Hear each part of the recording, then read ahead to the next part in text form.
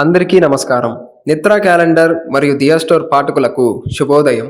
ఈరోజు 18 జూన్ 2024 శ్రీ క్రోధినామ సంవత్సరం, జ్యేష్ఠ మాసం, గ్రీష్మ ఋతువు, ఉత్తరాయణం, మంగళవారం.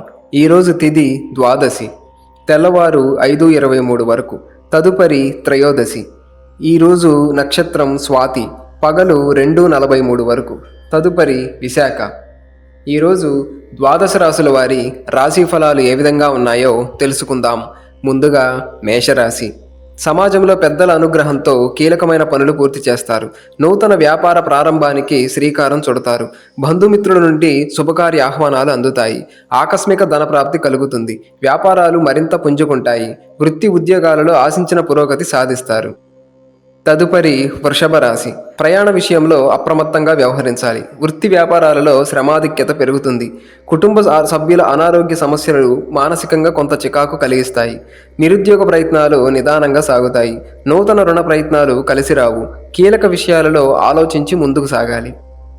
తదుపరి మిథున రాశి. మాతృవర్గ బంధుమిత్రులతో స్థిరాస్తి వివాదాలు కలుగుతాయి. వృత్తి వ్యాపారములలో నష్ట సూచనలు ఉన్నవి.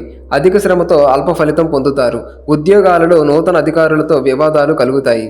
చేపట్టిన పనులలో మార్గావరోధాలు కలుగుతాయి. కుటుంబ సభ్యులతో పుణ్యక్షేత్రాలు దర్శించుకుంటారు.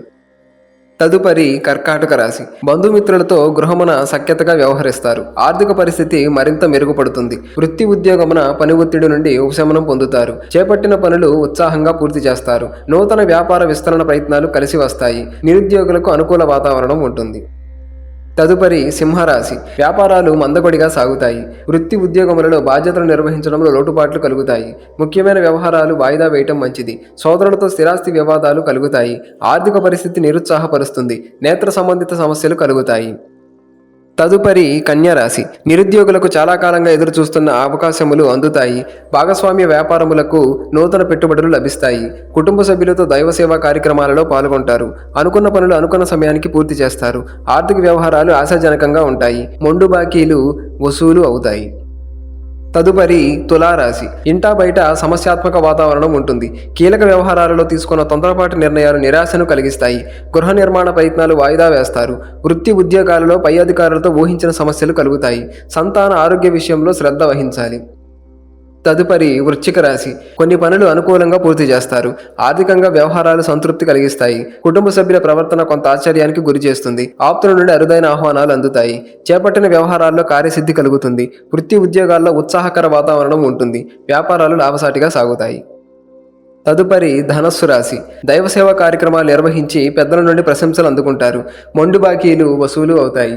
వృత్తి ఉద్యోగాలలో అనుకూలత పెరుగుతుంది. గృహమున సంతాన వివాహ విషయమై చర్చలు జరుగుతాయి. పాత మిత్రులతో విందు వినోదాది కార్యక్రమాల్లో పాల్గొంటారు. తదుపరి మకర రాశి.